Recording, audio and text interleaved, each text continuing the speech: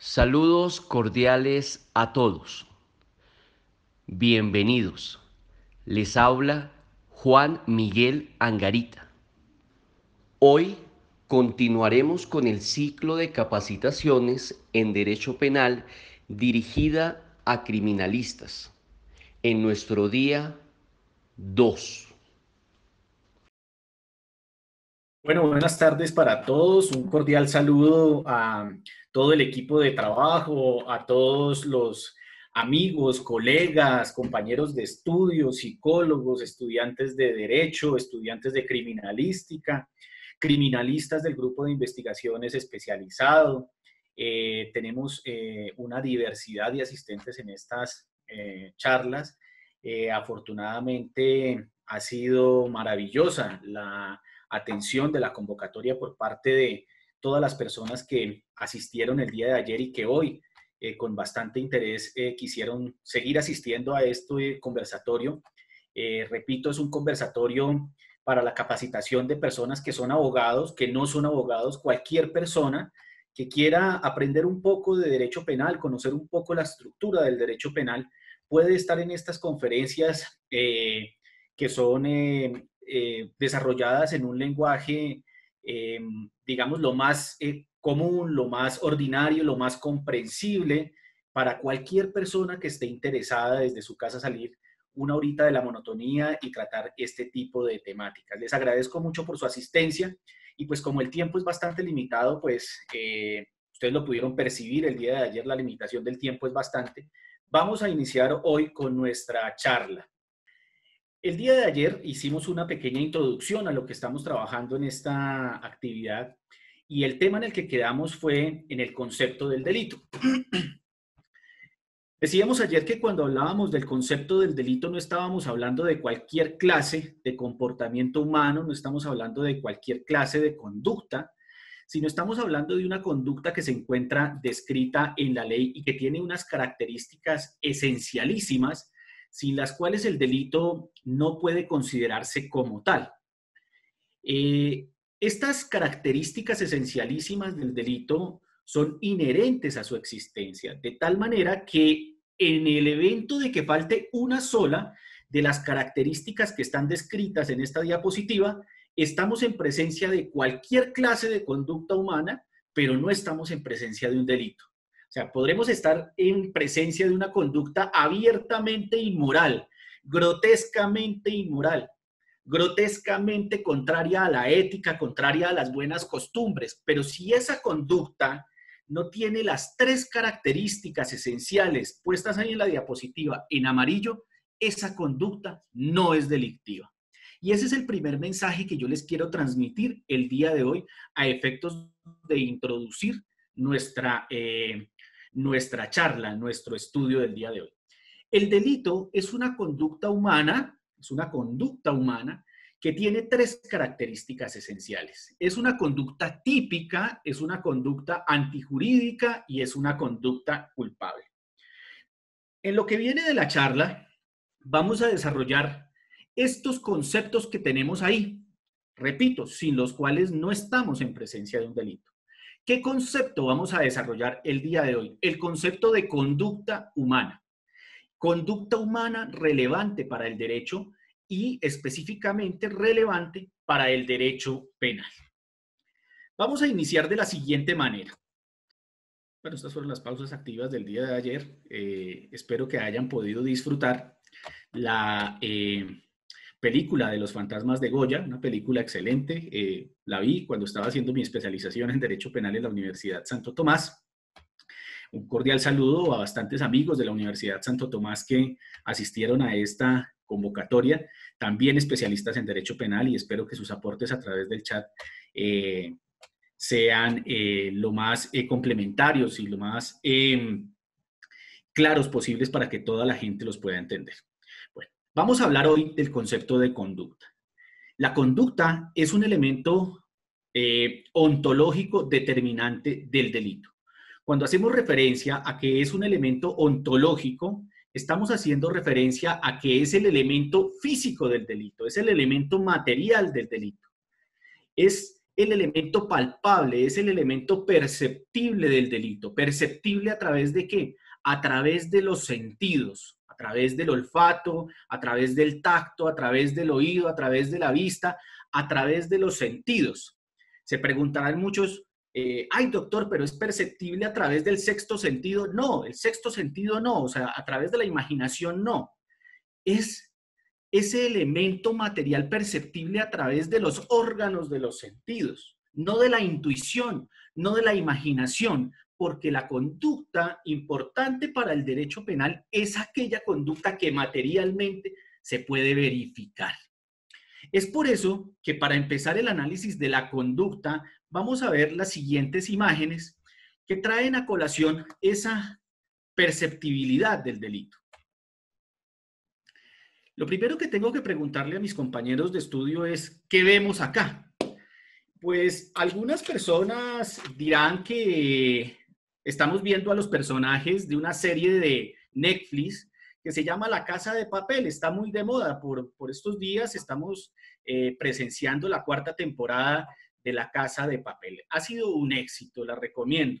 Pero ¿qué vemos en esta imagen? Pues en esta imagen podemos ver, por ejemplo, un grupo de personas asociado para restaurar un carro clásico. O podemos ver un grupo de personas asociado para la restauración de una obra de arte o para trabajar en una fábrica donde el overol es de color rojo y el jefe usa un vestido de paño para dirigir a todo el equipo de trabajo. O también podemos estar viendo a un grupo de personas dispuestas a robar bancos, a matar, a delinquir. Pero lo cierto es que a partir de los órganos de los sentidos, en este momento nosotros no estamos viendo delincuentes, no estamos viendo un grupo criminal, sino estamos viendo un grupo de personas con cara de malos que se están tomando una foto. Eso es lo único que podemos ver en esta imagen hasta el momento, desde la perspectiva del derecho penal. Vamos a ver una segunda imagen para mirar qué tan comprendida quedó la afirmación que acabamos de realizar, y es que a nosotros tal vez en alguna oportunidad nos ha tocado ver el cine nacional, el cine colombiano. Esta es una imagen de uno de los protagonistas de una película muy bonita, emblemática del cine colombiano que se llama La Vendedora de Rosas. Y este personaje es un personaje pues dedicado a algún tipo de conductas que en la práctica tienen alguna connotación importante para el derecho penal. Pero, ¿qué podemos ver nosotros en esta imagen? Pues nosotros en esta imagen podemos ver a un joven alterado, podemos ver a un jugador de fútbol en pleno partido de fútbol. Es más, yo me atrevería a imaginar que estamos viendo al arquero y que está fatigado y que está dispuesto a tapar un penalti, por ejemplo. O podemos también estar viendo la cara de un hombre triste porque lo dejó la novia. La pregunta es, ¿estamos viendo a un delincuente? Porque si estamos viendo a un delincuente en esta conferencia, desde ya, la invitación a la que les haría es que para poder nosotros entrar al análisis de la conducta punible, del delito, tenemos que despojarnos, desarraigarnos de ese prejuicio según el cual la cara del santo hace el milagro. Vamos a ver una siguiente diapositiva. Esta es otra imagen también de la actividad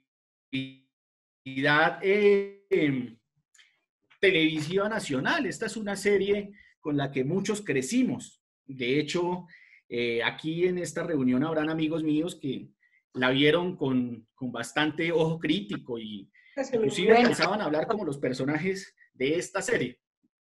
Se llamaba Pandillas, Guerra y Paz. ¿Y qué ve uno ahí en esa serie? ¿O qué ve uno en esa imagen? Uno puede ver en este momento, en esa imagen, a dos amigos programando por teléfono la realización de un asado, ¿sí? O la realización de una reunión después de la cuarentena. O puede uno ver a un vendedor de minutos de teléfono celular con gafas negras y puede ver a una persona que necesitaba un minuto de teléfono celular para llamar a su esposa y decirle que la ama. Pero la pregunta es, ¿vemos en este momento a un par de delincuentes?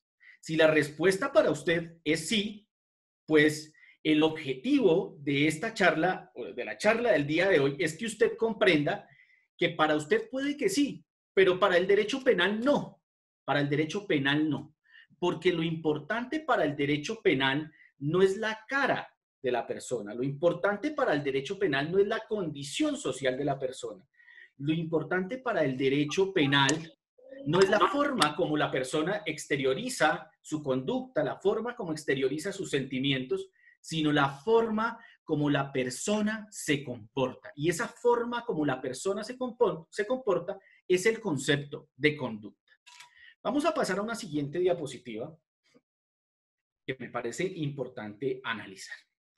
Y es que para entrar a analizar el concepto de conducta, nosotros tenemos que partir de un principio fundamental del derecho penal que tiene que quedar arraigado en el corazón no solamente de los penalistas, sino en el corazón de los fiscales, en el corazón de los jueces, en el corazón de los representantes del Ministerio Público y en el corazón de los criminalistas y de todas las personas que tienen interacción con el derecho penal. Y es que hay un principio fundamental del derecho penal, y es que el derecho penal es un derecho, en el ordenamiento jurídico colombiano, es un derecho penal de acto. De tal manera que lo que se castiga o lo que se reprime o lo que se previene con el derecho penal son los actos de la persona, no su condición social, no su condición moral, no su condición ideológica, sino los actos. Este es el principio esencial y fundamental del derecho penal, que el derecho penal es un derecho penal de acto. Esto lo encontramos en el artículo 1 del Código Penal. ¿Qué implica que el derecho penal sea un derecho penal de acto? ¿Cuál es la implicación esencial? Ese concepto de derecho penal de acto tiene dos implicaciones esenciales para nuestra formación. La primera implicación esencial para nuestra formación es que admitir que el derecho penal es un sistema jurídico que se encarga de prevenir determinadas conductas implica, primero, abandonar el pensamiento peligrosista como criterio para establecer la ocurrencia de un delito. Nos tenemos que empezar a despojar del peligrosismo como ciudadanos. Nos tenemos que empezar a despojar de ese prejuicio según el cual la cara del otro es la que determina su proclividad o no a la ocurrencia de una conducta punible. Este abandonar el pensamiento peligrosista implica que se desarrollan a través del derecho penal varios principios. El principio de la dignidad humana. Ese principio en punto del derecho penal de acto implica que no importa que el otro ciudadano o la otra ciudadana con quien estoy interactuando en la vida social sea bonito, sea feo, me caiga bien, me caiga mal, comparta mi ideología religiosa, no la comparta, no importa. Lo que importa es lo que esa persona hace en la vida práctica. Y lo que importa es que esa otra persona es una persona digna y merece respeto y el mismo tratamiento en nuestro ordenamiento constitucional. Un segundo principio que se desarrolla a partir de la percepción del derecho penal de acto es el principio de igualdad. Esto implica una idea del derecho penal según la cual no es posible la discriminación en la aplicación del derecho penal. No es posible que exista un derecho penal que se aplica con una contundencia para una clase social y con otra contundencia para otras clases sociales. No hay gente de bien, no hay gente de mal. Es decir, el derecho penal se aplica igual para blancos, igual para negros, igual para cristianos, igual para musulmanes, igual para cualquier persona, igual para hombres, igual para mujeres. Ese principio de igualdad propio del derecho penal de acto implica que quien actúa se juzga con igualdad por parte del derecho penal. Hay un tercer principio que se desarrolla, entre muchos otros, como consecuencia del concepto de derecho penal de acto. Y es que ese derecho penal de acto permite presumir que los demás actúan conforme a derecho. De ahí surge una presunción constitucional que es la presunción de buena fe, según la cual todos tenemos que presumir que los demás ajustan su conducta al ordenamiento jurídico, ajustan su conducta a la moral, ajustan su conducta a las buenas costumbres. Y esa es una presunción que trae consigo en el contexto del procedimiento penal, por ejemplo, la presunción de inocencia, y que en la práctica implica que una persona solamente puede ser condenada en la medida en que se desvirtúe eficazmente y más allá de toda duda razonable la presunción de inocencia. ¿Por qué? Porque lo que le importa al derecho penal, según el artículo 1 del Código Penal, es que el sistema penal colombiano es un sistema penal de acto. Hay un segundo principio que corresponde o que se deriva del concepto de derecho penal de acto. Ese segundo criterio que se deriva del derecho penal de acto nos permite a nosotros entender que el ser humano es el único destinatario del derecho penal y responde por sus acciones y responde por sus omisiones. Yo no le puedo atribuir consecuencias penales a la conducta de un burro, no le puedo atribuir consecuencias penales a la conducta de un perro, no le puedo atribuir consecuencias penales a la conducta de una persona jurídica. Por estos tiempos se está discutiendo en la academia la responsabilidad penal de las personas jurídicas. Esa es una discusión dogmática que damos nosotros los abogados. Yo en este momento no puedo decir cuál es la verdad con relación a esa discusión, porque no, la idea de este estudio no es transmitir a ustedes verdades absolutas, pero de entrada me gustaría exponer mi postura. Y es que el derecho penal es un derecho aplicable exclusivamente a la conducta humana. Las sanciones aplicables a la operación de una persona jurídica pues son sanciones de carácter administrativo, porque yo no puedo llevar a una sociedad comercial a una cárcel, yo no puedo resocializar a una sociedad comercial.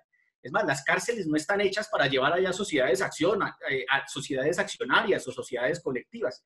No está para eso. Está para prevenir determinadas conductas del ser humano exclusivamente, ni siquiera conductas de los animales, así estemos a través de algunas corrientes de pensamiento humanizando a los animales. Entonces, este derecho penal de acto nos implica o nos lleva a pensar que los únicos destinatarios del derecho penal son los seres humanos. Y los seres humanos responden por dos cosas. Únicamente responden por sus acciones y responden por sus omisiones.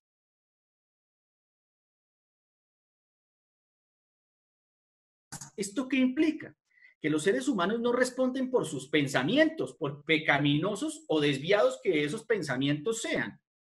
Yo sé que todos los que están en esta audiencia en alguna oportunidad, salvo que exista alguna persona que sea inmaculada y techada de virtudes, en alguna oportunidad de su existencia ha tenido un pensamiento pecaminoso, algún pensamiento desviado con relación a alguna conducta de relevancia jurídico-penal.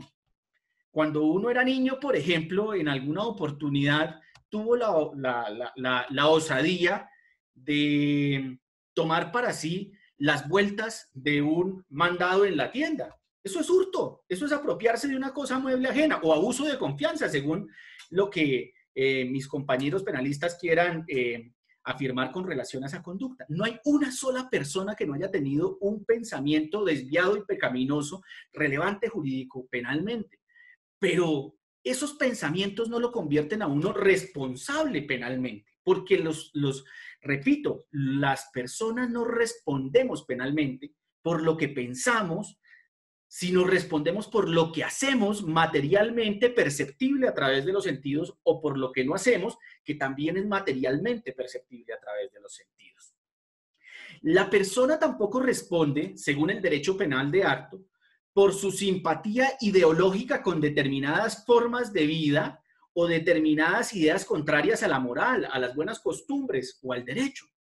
Yo puedo ser simpatizante de cualquier corriente ideológica abiertamente delincuencial. Abiertamente delincuencial. Yo puedo ser simpatizante, puedo ser admirador. En mi fuero interno puedo llevar, por ejemplo, una concepción fascista de la existencia. Pero por eso no respondo, porque repito, yo no respondo por mis pensamientos, respondo por lo que hago o respondo por lo que dejo de hacer. Bueno, ¿esto qué implica entonces? Esto implica pasar a la siguiente diapositiva y entender que la conducta relevante para el derecho penal solamente es aquella conducta que se puede describir materialmente y percibir a través de los sentidos como una acción o como una omisión. ¿Qué es una acción? Y esto es muy importante, sobre todo para las personas que en este momento nos están acompañando, que son estudiantes de Derecho y que muy probablemente van a hacer sus preparatorios de Derecho Penal. Hay muchos estudiantes míos, exalumnos, que ayer nos agradecían pues por la importancia de las conferencias porque les permite ubicarse conceptualmente en el concepto del delito. Bueno, ¿qué es una conducta? Una conducta es una acción, es hacer algo, es hacer algo. Para el derecho penal, esa acción está descrita a lo largo de la parte especial del derecho del Código Penal, a partir del artículo 101, el legislador nos dice a nosotros, 101 del Código Penal, el legislador nos dice a nosotros cuáles son las acciones que generan una pena o una sanción penal. Entonces, en el artículo 103 nos dice que una de esas acciones es quitarle la vida a otra persona. Por allá en el artículo 397 del Código Penal nos dice que una de esas acciones es la acción del servidor público que se apropia ilícitamente de los recursos del Estado, en el caso del delito del peculado.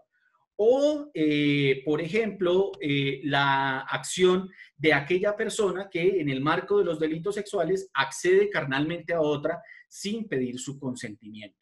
Repito, estamos hablando de que el Código Penal en su parte especial tiene más de 600 delitos. Es decir, en este país prácticamente, prácticamente todo es delito. Prácticamente todo es delito y existe además un profundo desconocimiento de todos los ciudadanos sobre el contenido del derecho penal. De ahí la importancia de que pues, muchas personas que ni siquiera son abogados puedan acceder a este tipo de conocimiento. Entonces, la acción es hacer materialmente algo. Robar, matar, acceder carnalmente, apropiarse de los recursos del Estado, mentir teniendo el deber de decir la verdad bajo juramento, etcétera, etcétera, etcétera. Ahí tienen más de 600 ejemplos a partir del artículo 101 del Código Penal. Entonces, la conducta punible, la primer connotación que tiene es que puede ser una acción desplegada por un ciudadano del común o por un sujeto activo más adelante que tiene alguna condición particular exigida por la ley. Pero la conducta no solamente es una acción, sino la conducta puede ser una omisión.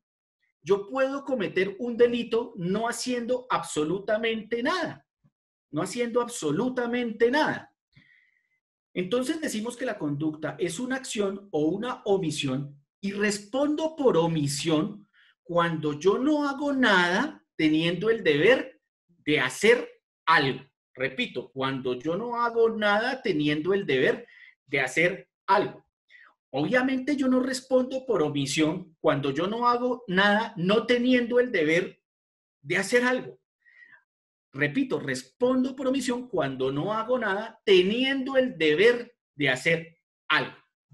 Vamos a poner un ejemplo del delito derivado de una omisión. Por ejemplo, el delito de inasistencia alimentaria. Es un delito que comete el padre o la madre de una persona que es acreedora de una obligación alimentaria. Puede ser el padre o la madre de un niño, de un hijo. Entonces, el padre o la madre que se sustrae injustificadamente de pagar los alimentos a los que tiene derecho su hijo.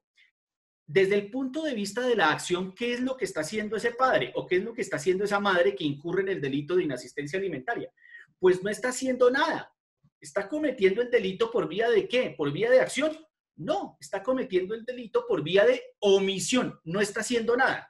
La pregunta es, ¿tiene el deber de hacer algo puntualmente frente a su hijo? Claro, tiene el deber de hacer algo puntualmente frente a su hijo. ¿Qué es? Cumplir con la obligación alimentaria. En ese caso concreto, la omisión como parte de la conducta punible se materializa porque se deja de hacer algo que para el derecho implica relevancia penal por cuanto la persona tiene que observar una conducta completamente contraria, es decir, se deja de hacer algo teniendo el deber de hacer lo contrario.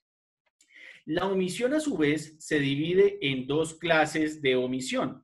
Existe la omisión propia y existe la omisión impropia.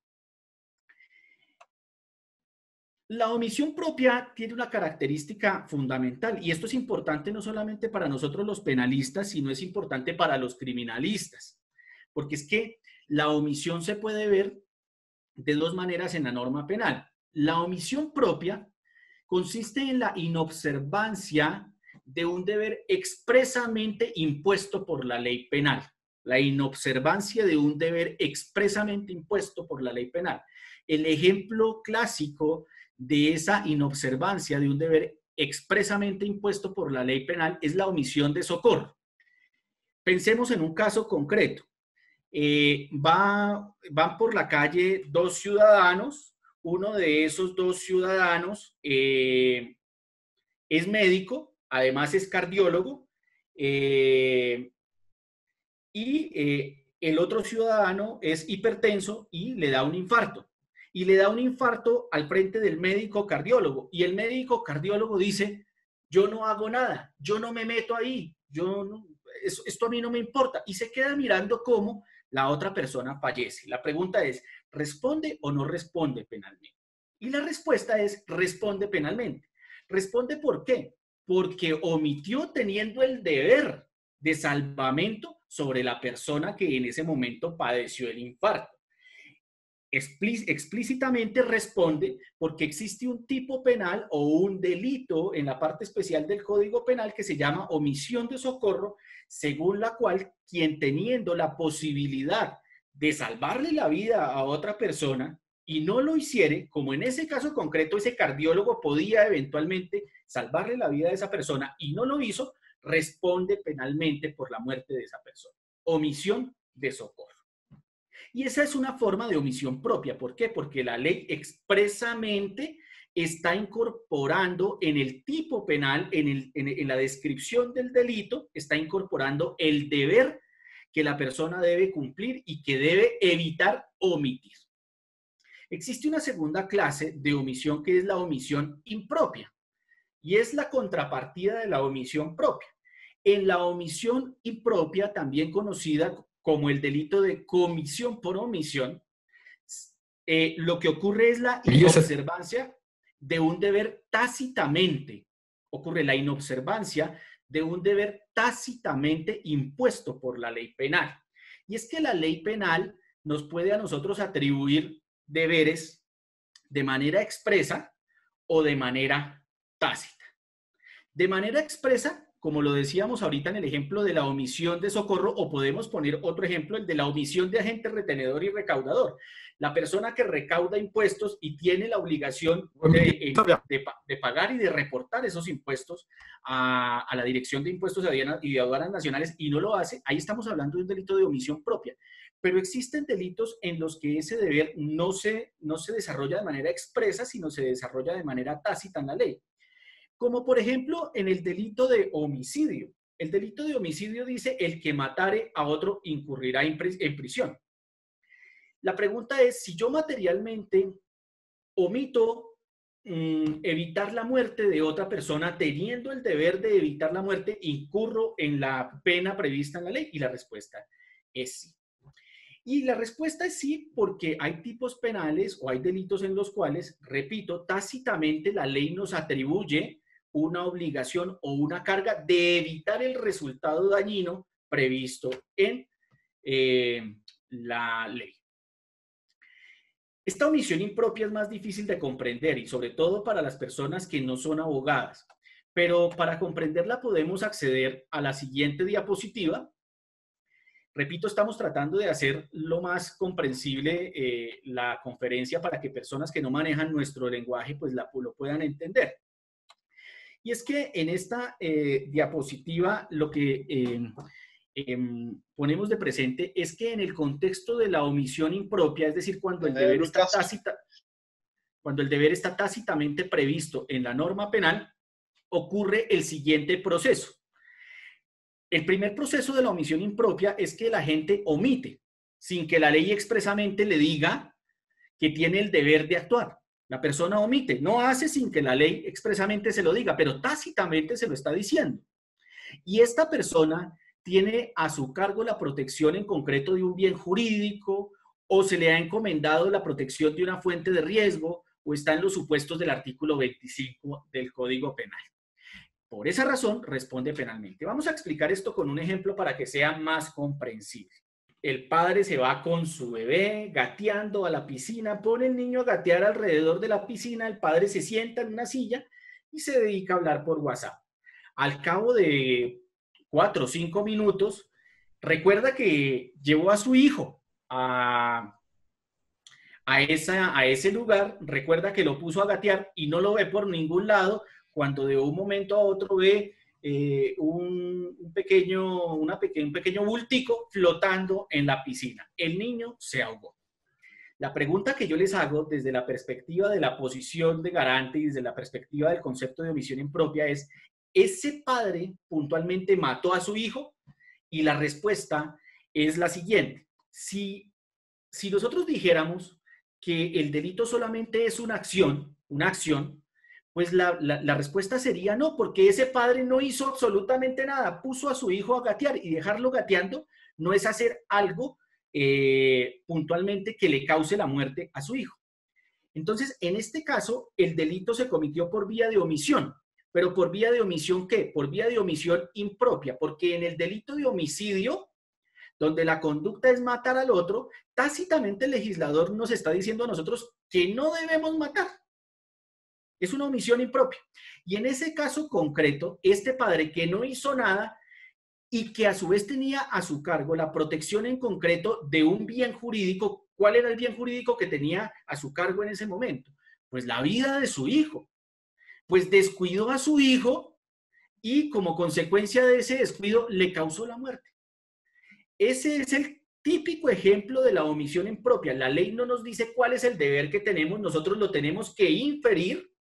Y en vez de omitir, en vez de dejar de hacer, tenemos que hacer lo posible para evitar la producción del resultado delictivo. Esto es un concepto bastante complejo de entender. Para que ustedes puedan entender más adelante el concepto de omisión impropia y puedan entrar a profundizar ese concepto de omisión impropia, tienen que entender que es una omisión que tiene entonces 4 características. El legislador no nos dice expresa, sino tácitamente cuál es el deber que tenemos. No matar, por ejemplo. El legislador no nos dice que nosotros no tenemos el deber de no matar, sino el legislador lo que dice es el que matare a otro. Entonces, el legislador nos dice tácitamente cuál es el deber que tenemos y tenemos a nuestro cargo la protección en concreto de un bien jurídico, la vida de otra persona, o se nos ha encomendado la protección de una fuente de riesgo, y no hacemos absolutamente nada para evitar la producción del resultado antijurídico. Voy a ponerles una siguiente diapositiva para que ustedes comprendan cuál es el concepto de posición de garante. Este es el concepto de posición de garante. ¿Qué está haciendo Homero en esta imagen? En esta imagen, Homero no está haciendo absolutamente nada, está durmiendo. Pero nada más y nada menos está durmiendo como controlador de una planta nuclear, la planta nuclear del señor Burns. ¿Qué pasa si esa planta colapsa? ¿Qué pasa si esa planta se descontrola? Pues esa planta explota y mata a todo Springfield. La pregunta es, ¿le podríamos atribuir la muerte de los ciudadanos de Springfield a Homero? Y la respuesta es sí. Y muchos de ustedes dirán, pero si Homero no hizo nada. No, es que lo que pasa es que responde por omisión porque por el contrario lo que debía hacer era evitar que la planta colapsara y no estar durmiendo. Este es el concepto esencial de la omisión impropia.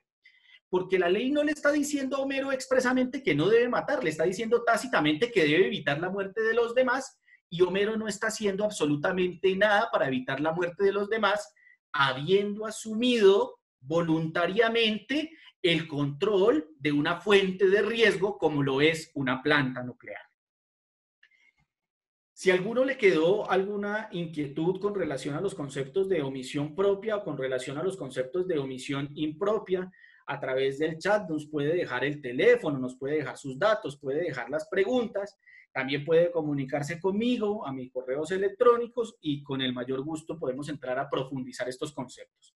Obviamente no los desarrollamos con el mayor nivel de profundidad porque, repito, la idea es que tanto abogados como personas que no lo son puedan comprender este concepto.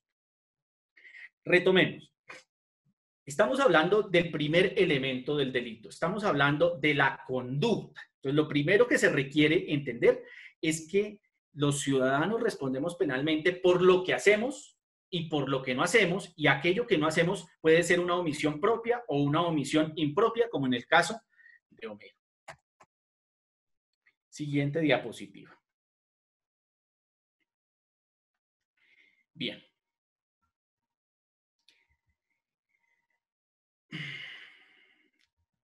La dificultad grande de este tipo de capacitaciones por este medio, debemos reconocerlo, es que este medio jamás va a suplir la interacción humana. Si pudiéramos vernos de manera personal, tal vez muchos tendrían muchas inquietudes y podríamos socializarlas y construir entre todos el conocimiento, pero pues nos toca así y pues la idea es que ustedes logren entender lo que más puedan de esta conferencia y dejen sus comentarios en el chat. Vamos a entrar a un tema un poquito más complejo. O sea, el hecho de que estemos tratando de poner esto en un lenguaje comprensible para la persona del común no quiere decir que esto de lo que estamos hablando no se empiece a convertir en algo muy complejo. Por eso es que les solicito pues la mayor atención, que tomen apuntes, que hagan preguntas, porque pues estamos dispuestos, estamos en el contexto de una capacitación y de un repaso, y me parece supremamente importante que podamos interactuar de alguna manera para que ustedes puedan decir, hombre, me quedó claro, no me quedó claro, no le entendí nada. Caso en el cual haremos lo posible para que ustedes logren entender. Vamos a pasar a un siguiente tema que es un poco más complejo, así que les pido que por favor se relajen y se concentren porque esto se empieza a poner bueno. Cuando decíamos que el primer elemento del delito es la conducta, o sea, la acción o la omisión, debemos hacer una precisión inicial. Y es que para que una persona responda por el despliegue de una conducta, acción u omisión, se requiere de una figura que establece el ordenamiento jurídico que se llama la imputación. Ese concepto de imputación es un concepto para algunas personas difícil de entender y para otras personas fácil de entender. Debo hacer una claridad inicial para que no me vayan a malentender el concepto de imputación que vamos a manejar acá. Como algunos tienen experiencia en este tema del derecho penal, pues ustedes podrán confundir el concepto de imputación con el concepto de imputación de la audiencia de imputación que se desarrolla en el proceso penal. Aquí no estamos hablando de la audiencia de imputación, estamos hablando del concepto de imputación como concepto del derecho. Para el derecho, la imputación, en términos generales, es la atribución de una consecuencia jurídica a unos hechos, a unas conductas desplegadas por el ser humano. Repito, para el derecho, en términos generales, la imputación es la atribución de la consecuencia jurídica que la ley prevé frente a determinadas conductas. Entonces, para el derecho, ¿qué es imputar? En términos generales, ¿qué es imputar para el derecho? Para el derecho, imputar consiste en que si yo soy juez de la República y puedo ver que dentro de un proceso penal, un fiscal demostró que determinada persona mató a otro, el proceso de imputación que yo como juez realizo es atribuirle al acusado la consecuencia jurídica que establece la ley. Atribuirle al acusado la consecuencia jurídica que establece la ley. Eso es lo que en términos generales es la imputación para la teoría del derecho. esto que estoy yo mencionando lo pueden ustedes ver en el capítulo primero de la teoría pura del derecho de Hans Kelsen. Así se desarrolla el concepto de imputación. Bien, pero para lo que nos importa acá es establecer qué es la imputación para el derecho penal, en principio, para el derecho penal. Y para el derecho penal, la imputación no es más que la atribución de una conducta a determinado sujeto. O sea, imputar significa señalar a alguien o responsabilizar a alguien o acusarlo o inculparlo de haber desplegado una acción o una omisión. Eso es imputar para el derecho penal. Imputar en el derecho penal es señalar, decir que alguien hizo esto o no hizo aquello. Eso es imputar. Pero para uno poder decir que alguien hizo esto o no hizo aquello, eso lo debe desarrollar a través de dos herramientas teóricas sin las cuales no es posible realizar ese señalamiento. Sin esas dos herramientas teóricas no es posible realizar ese señalamiento y eso lo tenemos que entender penalistas y eso lo tienen que entender criminalistas y eso lo tiene que entender todo el mundo. A uno solamente lo pueden señalar como responsable de la realización de una conducta punible a título de autor o a título de partícipe en la conducta. Repito, a uno solamente lo pueden señalar como responsable de la comisión de una conducta punible a título de autor o a título de partícipe en la realización de esa conducta. Y entonces es por eso que vamos a entrar a una temática que es muy importante para penalistas y muy importante para criminalistas y es la temática de la autoría y la participación. Porque a uno lo pueden señalar de haber cometido el delito más grave de la historia, un genocidio de connotación exponencial. Pero si un fiscal no le dice a uno si ese genocidio se lo imputa a título de autor, a título de coautor, a título de determinador, a título de cómplice o a título de interviniente, pues el fiscal lo que está haciendo es un señalamiento antitécnico que no va a tener ningún tipo de consecuencias en el derecho penal. Vamos a pasar a la siguiente diapositiva donde vamos a empezar a desarrollar estos conceptos. Entonces decimos que la conducta humana, o sea, la acción o la omisión, solamente se puede imputar o solamente se puede atribuir a una persona a dos títulos, a título de autor o a título de partícipe.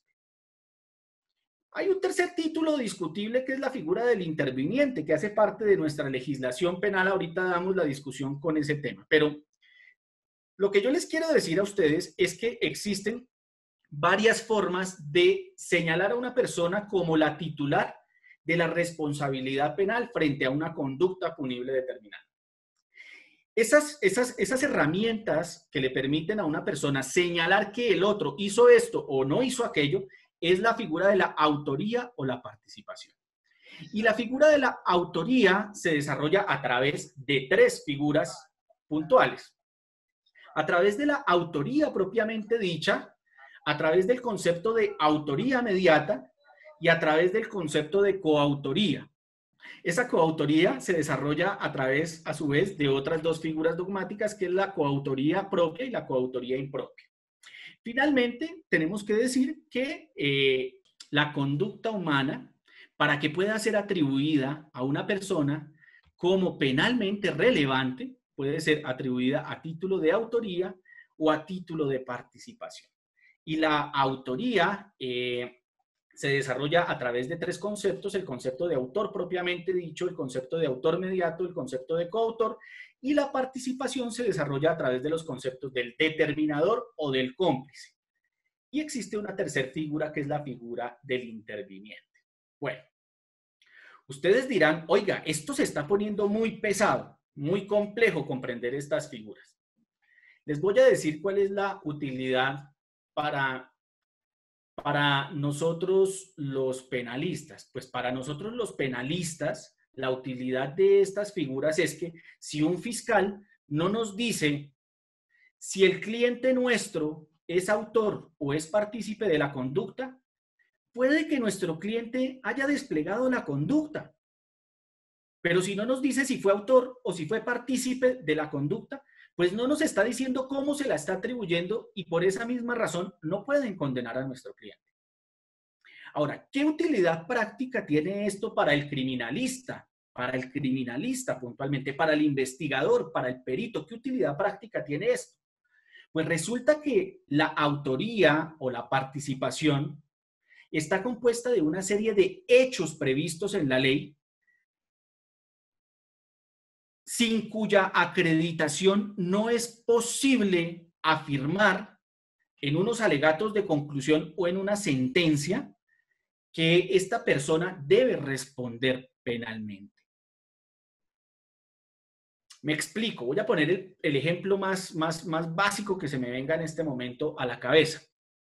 Un fiscal dice que Pedro Pérez es autor del delito de homicidio. ¿Qué es lo que debe probar el fiscal? Pues el fiscal debe probar que Pedro Pérez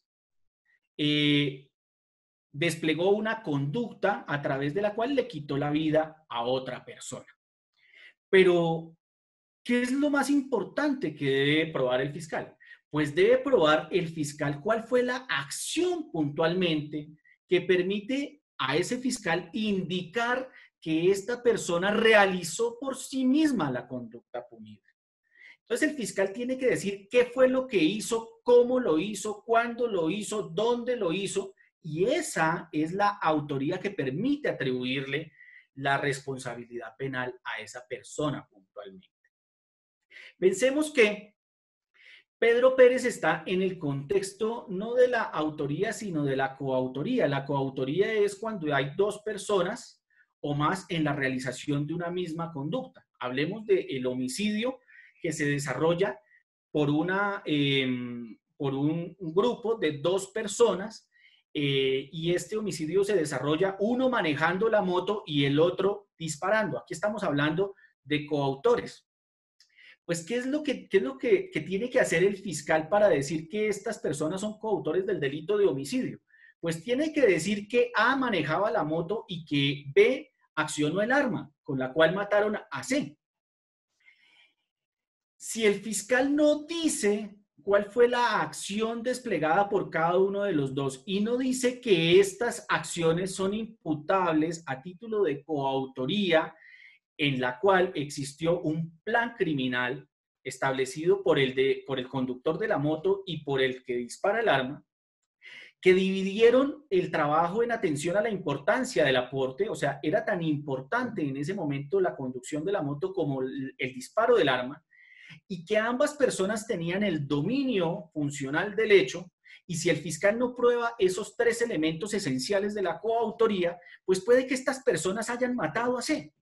Pero si no están esos otros tres hechos adicionales integrantes de la coautoría, no puede ser condenado ninguno de los dos que iban en la moto porque queda desestructurada la existencia de la conducta punida. Bueno, yo creo que aquí tenemos que hacer una pausa para continuar en una siguiente sesión, porque lo que estamos tratando es de generar la expectativa de qué es lo que vamos a trabajar en la siguiente sesión. Lo que vamos a trabajar mañana es el concepto de autoría y participación en la conducta punible, ya con un lenguaje mucho más sencillo y mucho más comprensible para que todos ustedes entiendan qué es la autoría, cuál es el concepto del autor mediato, cuál es el concepto de coautoría y cómo se desarrolla y cómo se prueba la coautoría, qué es la determinación, cuál es el concepto de determinador, cuál es el concepto de cómplice, cuáles son los elementos constitutivos de estas figuras para los criminalistas del grupo de investigaciones especializado, cuáles son los hechos que nosotros entramos a probar cuando estamos hablando de un cómplice y cuáles son los hechos que entramos a desvirtuar cuando se dice que uno de nuestros clientes es un cómplice y cuál es la figura del interviniente. O sea, son categorías complejas de entender, pues no por nada muchas personas se atreven a decir que el derecho penal es una ciencia por la complejidad lingüística de lo que nosotros estudiamos. Pero lo que sí les digo, les pido que me crean, es que si ustedes logran entender, hacer el esfuerzo mental, comprometerse, interiorizar estos conceptos, así tengan que repetir varias veces la conferencia, así tengan que estudiar, que leer, ustedes van a tener una mayor versatilidad en su actividad como criminalistas, porque van a tener una visión mucho más amplia, mucho más elevada del derecho penal y asimismo dentro de su actividad investigativa la contribución a la defensa técnica va a ser de mucha mejor calidad. Por eso decimos que este ciclo de capacitaciones y este ciclo de conferencias tienen que generar el crecimiento académico de todos los que estamos acá interviniendo y en especial de nuestros criminalistas, ese crecimiento conceptual para que mejoremos al interior del grupo de investigaciones especializado todas las actividades investigativas y todas las actividades periciales que venimos desarrollando. No se preocupen que esos conceptos yo entiendo que son un poco complejos, pues para mis amigos penalistas, pues tal vez no lo sean, porque pues nosotros nos dedicamos todos los santos días a estudiar estos conceptos. La dificultad está en explicarle estos conceptos a gente que no es penalista o a gente que no es estudiante de derecho, pero la idea es que ustedes comprendan estos conceptos porque como herramienta conceptual son bastante útiles en la actividad que todos desarrollamos y bastante enriquecedores para el análisis del trabajo que nosotros como penalistas desarrollamos. Vamos a hacer entonces una pausa activa del día de hoy. Ya vamos a descansar y pues yo le pedí a mis amigos, a las personas que están asistiendo a este ciclo de capacitaciones, pues que me hagan sugerencias, pero el día de ayer no me sugirieron ningún tipo de canción, ningún tipo de película. Entonces, pues la sugerencia la voy a hacer yo, pero espero que pues el día de mañana esa sugerencia nos la dé alguno de nuestros compañeros o de nuestros amigos. Hay una canción lindísima de Calle 13 que se llama Latinoamérica. Escúchenla, tómense un café, reflexionenla, me parece lindísima, muy recomendada. Y hay una segunda película, ayer recomendamos Los fantasmas de Goya, hoy vamos a recomendar una segunda película relacionada con nuestra temática, es una película de terror. No se asusten, véanla de día, las personas que le tienen miedo a la noche. Es muy hermosa esta película, se llama El exorcismo de Emily Rose, el director es Scott Derrickson, es una película del año 2005, de mis favoritas y por eso me atrevo a sugerirla a todos ustedes. Bueno, como el tiempo se terminó, les agradezco mucho su asistencia. Los invitamos mañana a una actividad ya más compleja, ya más fuerte intelectualmente. Descansen. Mañana vamos a tratar de desarrollar esos conceptos de autoría o participación en una hora para que pues tengamos esas herramientas conceptuales para más adelante, por lo menos en lo relacionado con el equipo de criminalistas que estamos capacitando, tengamos esas herramientas conceptuales para poder nosotros desarrollar de mejor manera los programas metodológicos. Muchas gracias a todos por el tiempo y la gran acogida que han tenido estas capacitaciones en nuestra plataforma Zoom. Los invitamos a presenciarlas en directo registrándose en el formulario de la descripción y estar atentos a sus correos y teléfonos para ser notificados de las sesiones en vivo. Los invito a suscribirse en nuestro canal de YouTube y seguirnos en nuestras redes sociales que estarán en la descripción de este video. Un abrazo virtual y nos vemos en una próxima oportunidad.